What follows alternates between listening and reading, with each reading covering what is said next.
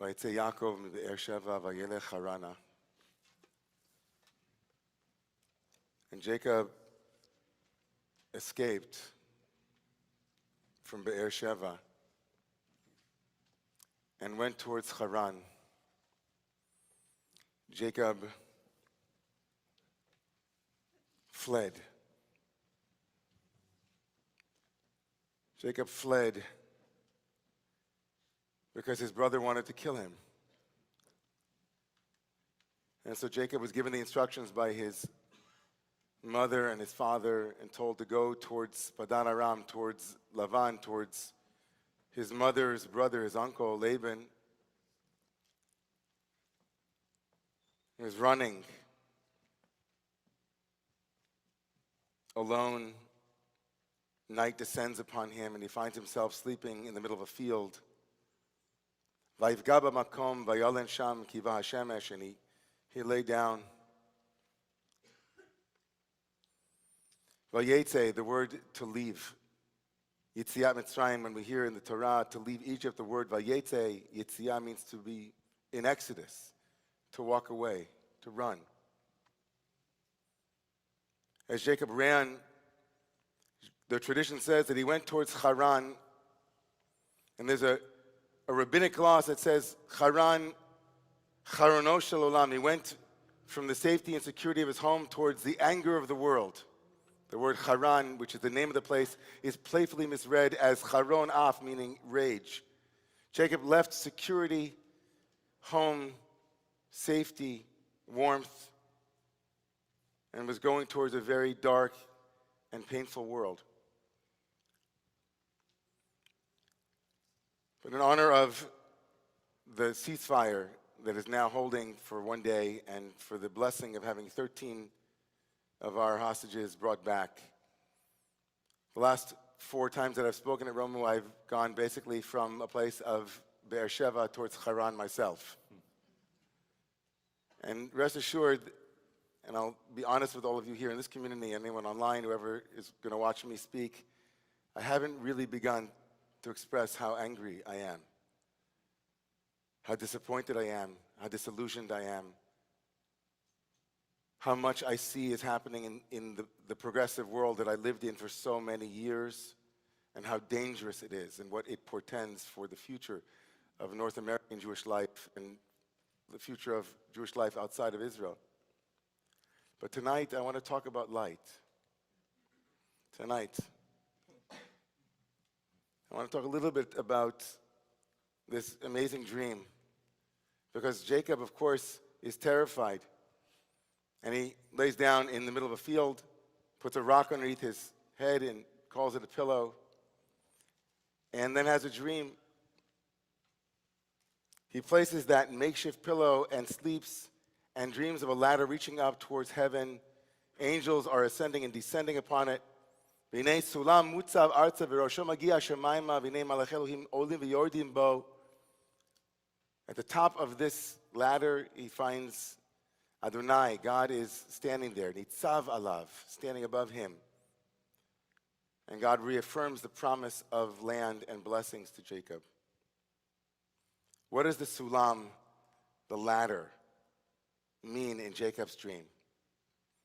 For 2,000 years, many, many offerings, many, many interpretations have been put forth. I want to just share 3 of them.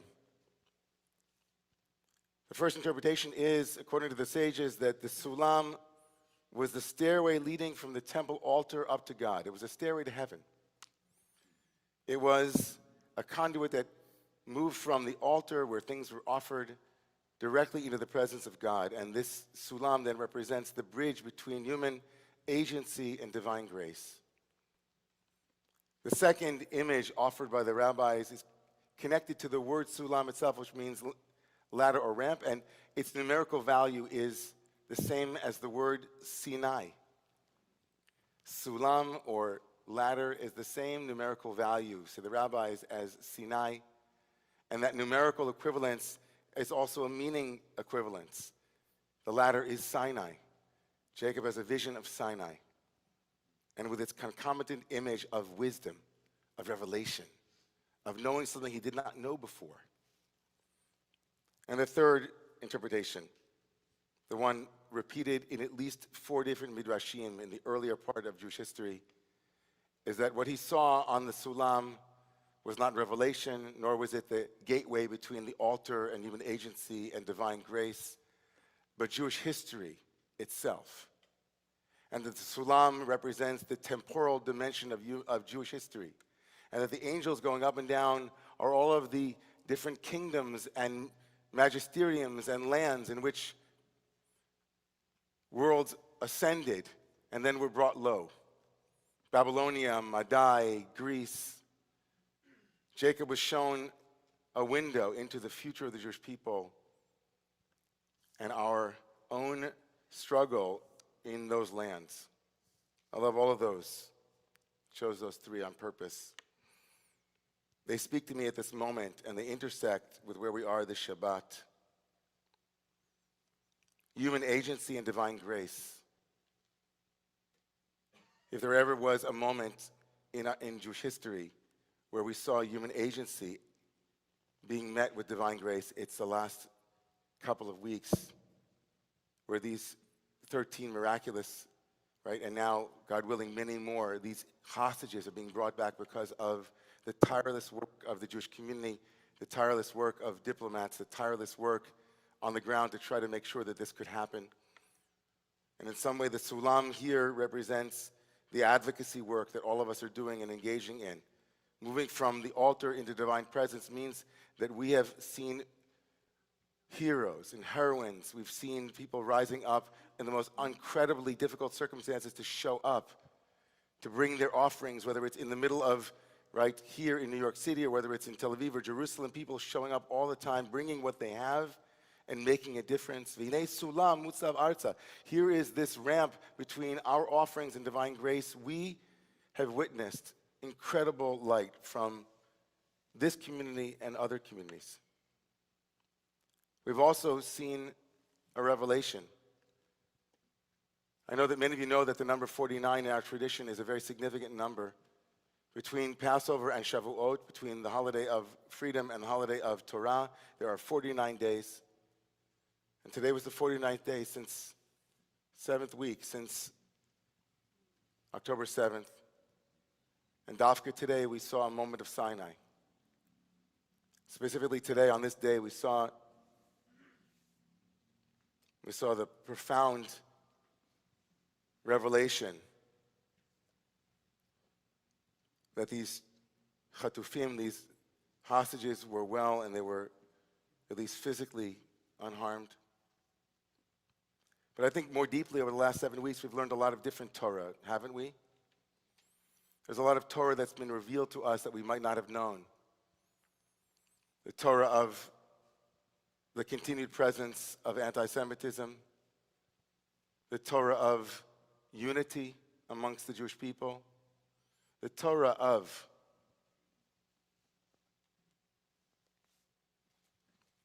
I would say the Torah of the disappointment of Western intellectualism to rise to the occasion. It's also a Torah. The Torah of moral clarity. Lots of Torah over the last 7 weeks. But I want to talk about the last one now, the last interpretation of Sulam, which is that it represents Jewish history. Jewish history, with all of its ups and downs, with all of its trials and tribulations, Jewish history, with each and every generation wondering if this will be the generation that merits to have shalom. I think that sits with me more than all of them. I wonder to myself, as the rabbis wrote this 1,000, maybe 1,400 years ago, could they have imagined the next 1,500 years would be just as brutal as the previous 1,000?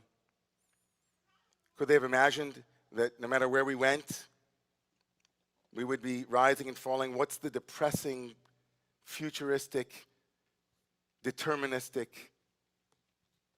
prognosis for the Jewish people that everywhere we go, it's going to be bad for us? Not exactly light-filled on a night like tonight. And certainly not exactly light-filled and redemptive, given that, as I said earlier tonight, just this week on our back door were graffiti with anti-Semitic symbols and other things there. But I think that the rabbis were actually telling us something that should give us hope and light. The fact that Malachei Elohim olim v'yordim bo, the fact that different regimes will come and go, isn't meant to depress us, but to give us chizuk, to give us strength. We're not going anywhere, the Jewish people. We're here to stay. And the existential threats that we experience, which are real, should be undergirded by a deep faith. We've seen Rome come and go. We saw the Nazis come and go. We saw Stalin come and go. We will see Islamic jihadism come and go. We will see fundamentalism come and go. And I just could not help but think to myself as I read this midrash about these little people, you know. Thinking about,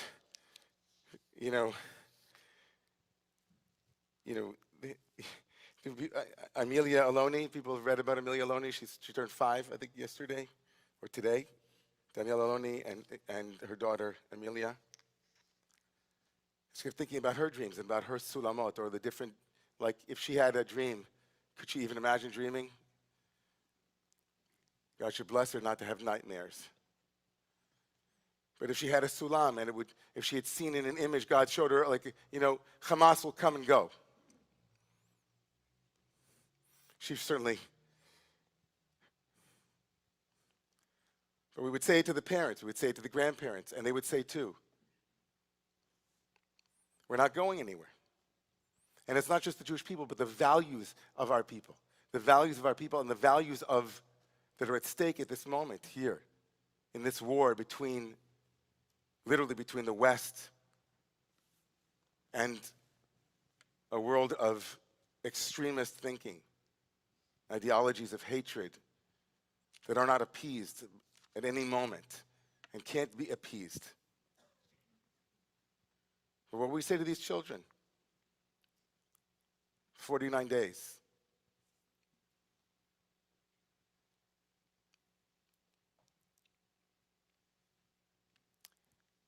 We might say to them, we need ladders.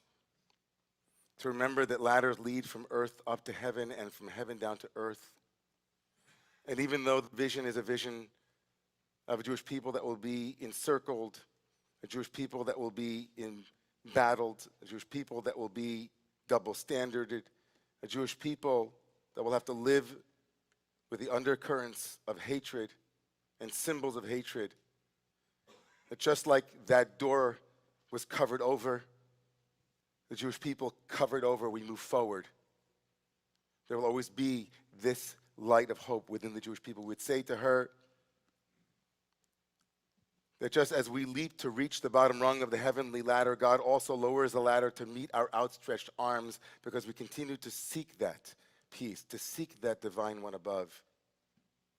And that when we can't grasp it, God will lower it slightly so that we might meet it. Jacob's dream is a reminder that even in the darkest moments when we feel disconnected and vulnerable, a ladder is connecting us to the divine, to hope and to each other. It teaches us that we're not alone in our struggles. There are angels and there are messengers of light who guide and protect us, and even some allies. This week, the very first phone calls that I received, actually, after the graffiti, were from a number of interfaith leaders around the city who reached out to ask if I was okay. It felt so meaningful to me to hear from them, to be reminded that people are still with us at this moment. I'm really buoyed by the fact that over Hanukkah, a group of communities, Christian and Jewish communities, will come together at the 92nd Street Y to break bread, including Romamu and others, to be reminded again that we are not alone, that there will always be people there who see us in our light. This Shabbat of the ladder, I couldn't help but, thinking that the angels who were going up and down were bringing us these beautiful children and these beautiful mothers and grandmothers back to our safety, back home. Imagining them as rungs in that ladder, 240 and now fewer rungs in that ladder. And praying that God gives us the strength to continue, right, to continue bringing them back. We need that strength and we need that resilience and that courage. And last thing, when Jacob wakes up, he's terrified. And God comes to him and says, don't be afraid, Jacob. Hinei anochi imach, ushmarticha b'chol asher telech, v'ashivoticha el adama, asher nishbati. God says to Jacob, you're about to leave Israel. You're about to leave the land, leave security and safety, but I will watch over you and make sure that you come back in safekeeping. I will not leave you. Ki lo e'ezavcha. I will not leave you until the thing that I promised you is done. I can honestly say that this community and communities like this, right, are fulfilling God's promise towards the people of Israel. We're standing strong with them at this moment, saying to them, we will not abandon you. We will not actually leave. We'll be with you throughout, right, throughout this. I'm going to be going to Eretz Yisrael. I'm going to be going to Israel on Sunday night and taking this entire community with me. I'll be there for a week, and I'll be able to visit, as many of my colleagues already have, the different sites where these horrific acts took place, where the pogrom took place. I'm hoping that we'll also meet some of the hostages' families and also maybe even some of those who've been brought back. And I'm also buoyed by the fact that we'll be meeting with some very courageous leaders in the Israeli Arab community as well, and some of the Palestinians who are there, who are still have a flicker of hope that they might build peace in the land, which I also hope, and I know all of us do as well. It's a rough time, but God bless us to be able to remember that our ancestors, right, the Sulam, all of the different ones who came before, they will come and go. And our ancestors are saying to us, you're going to make it. They're not leaving us too until we finish the work that we're going to do. God bless all of us with ladders to heaven. And let us say amen. Amen. Please rise for Olam Chesed Yibaneh.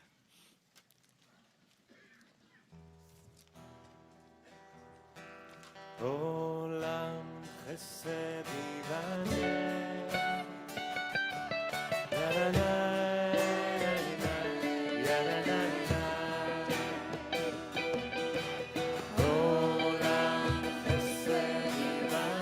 Page 82.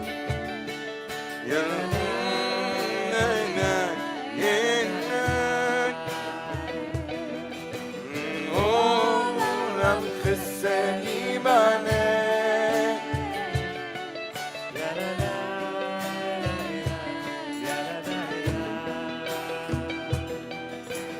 Olam Chesed Yibaneh.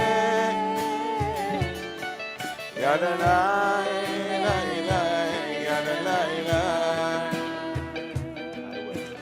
I will build this world from love. Yadalai,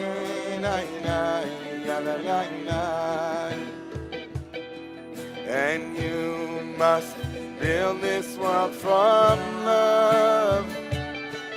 Yadalai,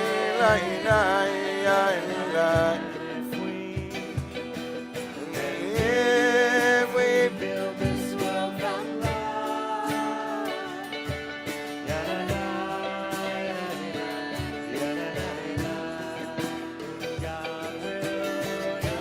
God will build this world from love.